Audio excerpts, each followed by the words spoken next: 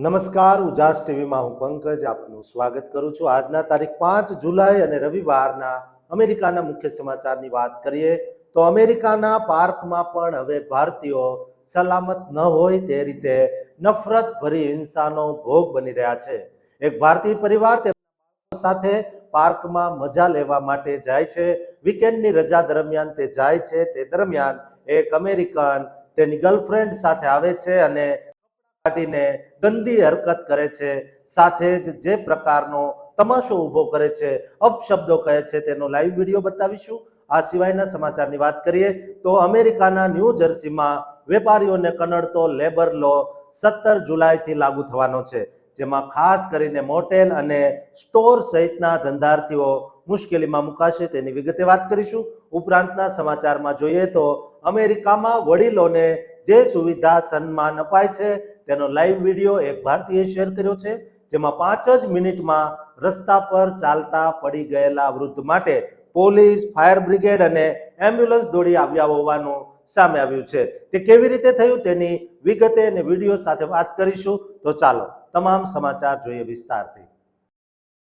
અમેરિકાના એક સુંદર પબ્લિક પાર્કમાં પોતાના નાના માસૂમ સાથે શાંતિથી ફરવા ગયેલા એક સન્માનિત કાયદેસરના ડોક્યુમેન્ટ ધરાવતા ભારતીય પરિવાર સામે અચાનક એક સ્થાનિક અમેરિકન યુવાને જે ગંદી હરકત તેની ગર્લફ્રેન્ડ સાથે આવીને કરી તેનો સૌ પ્રથમ વિડીયો જોઈ લો, પછી આખી ઘટનાનું વર્ણન કરીએ।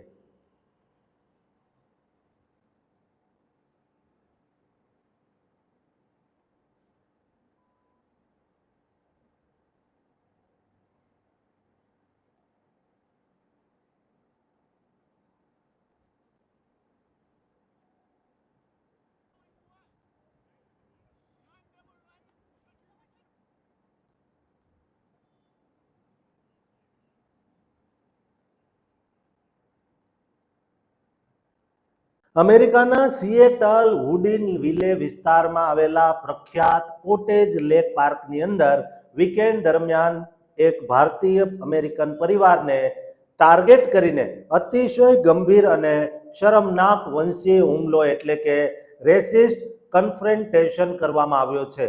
આ ભયાનક નફરતની ઘટના ત્યારે લાઈવ દુનિયા સમક્ષ સત્તાવાર બહાર આવી જ્યારે ઇન્ડિયન અમેરિકન એક્શન કાઉન્સિલ એટલે કે IAAC ના સ્થાપક રાજીવ શર્માએ પોતાના official social media platform x પર આ આખી કરપીણ હરકતોનો લાઈવ વિડીયો શેર કરીને સ્થાનિક પોલીસને સખત એક્શન લેવા માટે અપીલ કરી હતી।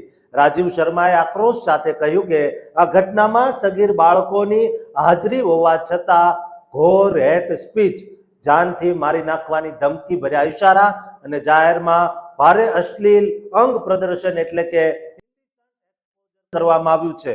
સોશિયલ મીડિયા પર વાયુ વેગે વાયરલ થયેલા અસલી વિડીયો ફૂટેજમાં સાફ જોઈ શકાય છે કે એક માસૂમ ઇન્ડિયન ફેમિલી અને એક સ્થાનિક ગોરા યુવાન વચ્ચે ભારે ઉગ્ર બોલાચાલી થઈ રહી છે, જેમાં એક અજાણ્યો યુવાન વારંવાર ગંદી ગાળો બોલીને તે પરિવારના અંગ્રેજી બોલવાની શૈલી એટલે કે એક્સેન્ટની ક્રૂર મજાક ઉડાવતા કહી રહ્યો છે કે હું તમારો એક્સેન્ટ બિલકુલ સમજી શકતો નથી અને તેની સાથે જ તેણે ઓનલાઈન દુનિયામાં ભારતીયોને બદનામ કરવા માટે વપરાતી અત્યંત વાંધાજનક વંશીય ગાળ, હું કોઈ પાજીતની ભાષા નથી બોલતો, તેવા અત્યંત નીચ શબ્દો લાઈવ વાપર્યા હતા। આ કટોકટી ભર્યા વિડીયોમાં આગળ સાફ દેખાય છે કે તે નરાધમે કાનૂનનો સહેજ પણ ડર રાખ્યા વિના પોતાના શોર્ટ્સ નીચે ખેંચીને તે માસૂમ પરિવારની સામે જ પોતાનું ગુપ્ત અંગ પ્રદર્શન એટલે કે અશ્લીલ હરકતો કરી હતી। તેની સાથે જ પોતાના ખિસ્સામાંથી બંદૂક કાઢીને ફાયરિંગ કરવાનો નકલી ઇશારો પણ કર્યો હતો। જો કે તેની પાસે કોઈ અસલી હથિયાર હોવાની પુષ્ટિ વિડીયોમાં થઈ નથી। રાજીવ શર્માએ તપાસ કરીને આ ઘાતકી વંશી હુમલો કરનારા 18 વર્ષના સ્થાનિક યુવાનની ઓળખ ટ્રેલન બ્રેનન તરીકે જાહેર કરી દીધી છે અને તેની સાથે રહેલી યુવતી હોવાથી તેની ઓળખ ગુપ્ત રાખી છે। શર્માએ કહ્યું કે નાના બાળકો સામે આવી હીન હરકતો કરવી એ અક્ષમ્ય અપરાધ છે અને વુડેનવિલે લોકલ પોલીસના કાનૂની કોર્ટમાં હવે આ આખો મામલો છે।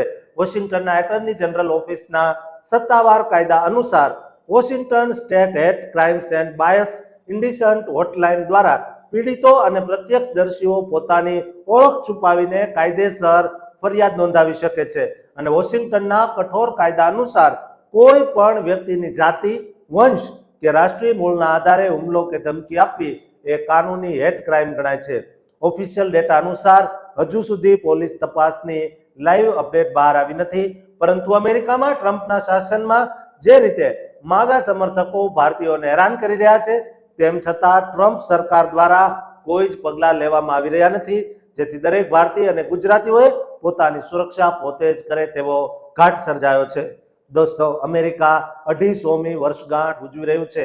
આઝાદીના 250 વર્ષ પછી પણ ભારતીયોની, ગુજરાતીઓની સાથે જે હાલત થઈ રહી છે તે ટ્રમ્પ સરકારે ખાસ ધ્યાન રાખીને તેમના વિશે કંઈક કરવું જોઈએ અને એ માટે આ વિડીયોને શેર કરજો અને આ ચેનલને સબસ્ક્રાઇબ કરવાનું ચૂકતા નહીં.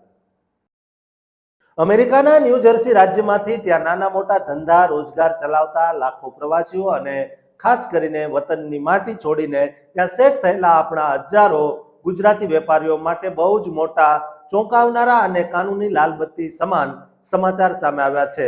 આ સમાચારના લીધે નાના બિઝનેસ ઓનર્સની ચિંતામાં બહુ જ મોટો વધારો થઈ ગયો છે. ન્યૂ જર્સીની અંદર વસતા કર્મચારીઓ માટે આગામી 17 જુલાઈ 2026 થી New Jersey family leave act એટલે કે NJFLA ના એક બહુ જ મોટો અને વ્યાપક વિસ્તાર કાયદેસર રીતે લાગુ થવા જઈ રહ્યો છે.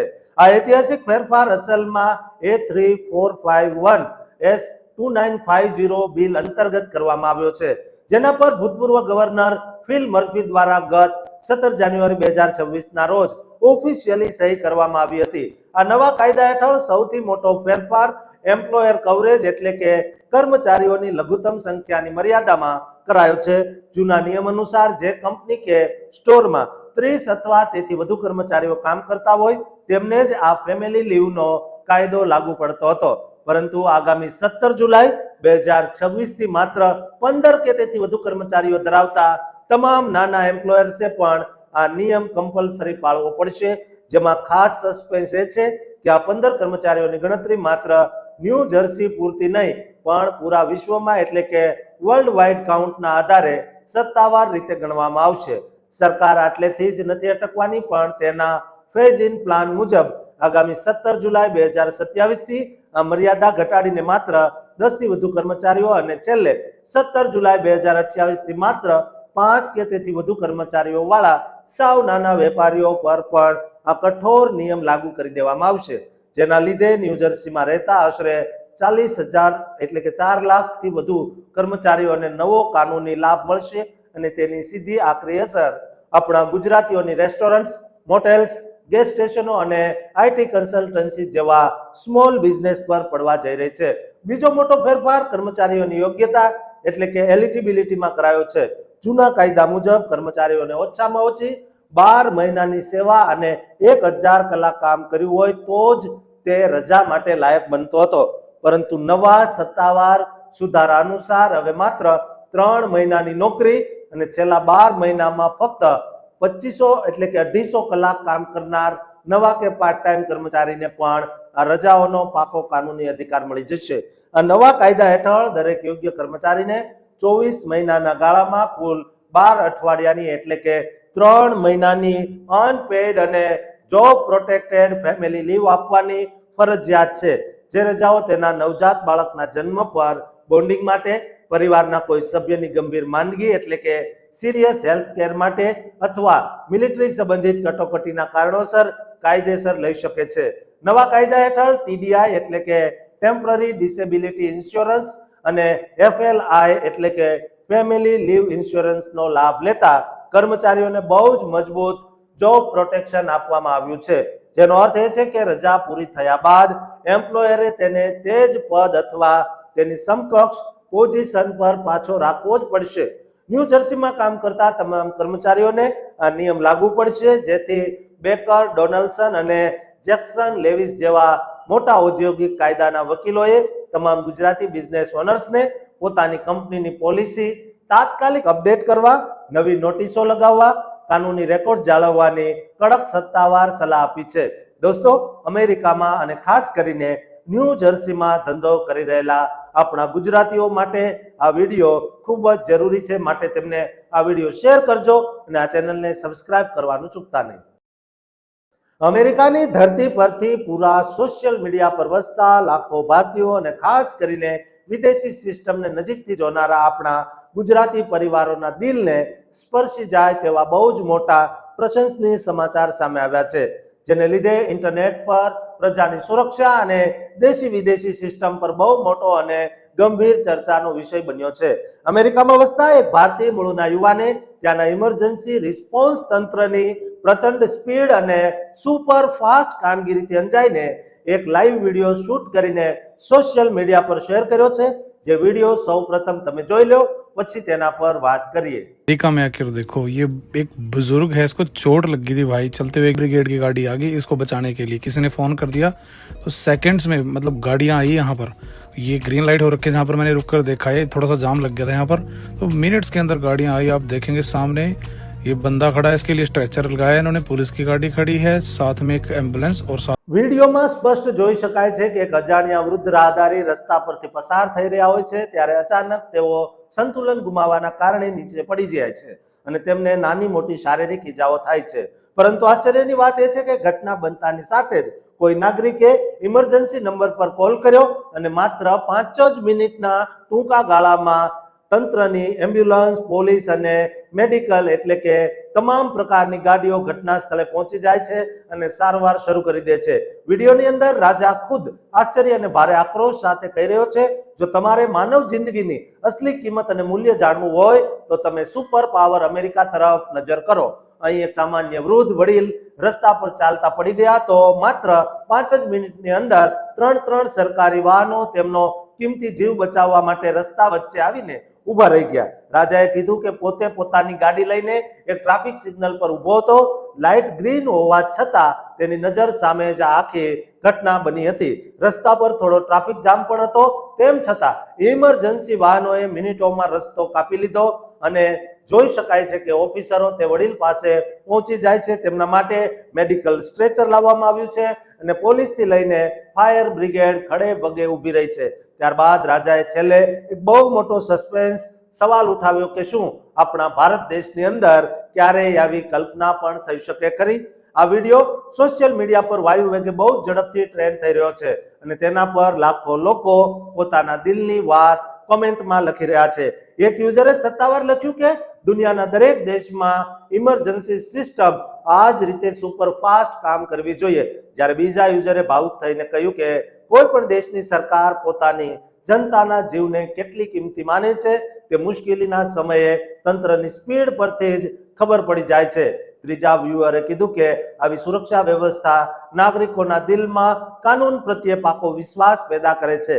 જો કે ગુજરાતીએ લખ્યું કે નડિયાદનું પરિવાર જ્યારે જીવતું ભૂંજાયું ત્યારે આ તંત્ર ક્યાં હતું? આ વિવાદમાં સોશિયલ મીડિયા પર ભારતના લોકો પણ કહી રહ્યા છે કે આપણા ઇન્ડિયાના ભીડભાડ વાળા અને ગીચ શહેરોમાં પણ હવે આવી જ કડક અને મજબૂત ઇમરજન્સી વ્યવસ્થા લાવવાની બહુ જ જરૂર છે, કારણ કે આ માત્ર અમેરિકાની વાત નથી, પણ સરકારી ડિસિપ્લિન અને જવાબદારી અને ટ્રાન્સપરન્સીની અસલી ઓળખ છે.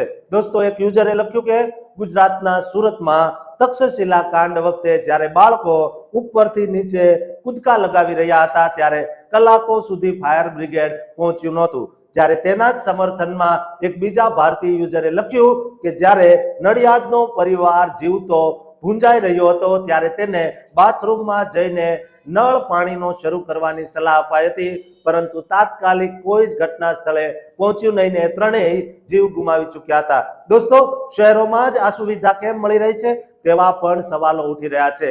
અમેરિકાના અન્ય ગ્રામીણ વિસ્તારોમાં હજુ સુધી કોઈ સુવિધા ન મળતી હોય તેવો પણ કટાક્ષ ઘણા યુઝરો કરી રહ્યા છે. દોસ્તો, અમેરિકામાં જે રીતની સિસ્ટમથી આ વિડીયોમાં જોવા મળ્યું તેવું દરેક નાગરિકને દેશના કે વિદેશના કે વિશ્વના કોઈ પણ ખૂણે આવી જ સુવિધા મળવી જોઈએ. તે માટે આ વિડીયો શેર કરજો, સરકાર તંત્ર સામે આ વિડીયો મૂકજો અને આ ચેનલને સબસ્ક્રાઇબ કરવાનું ચૂકતા નહીં.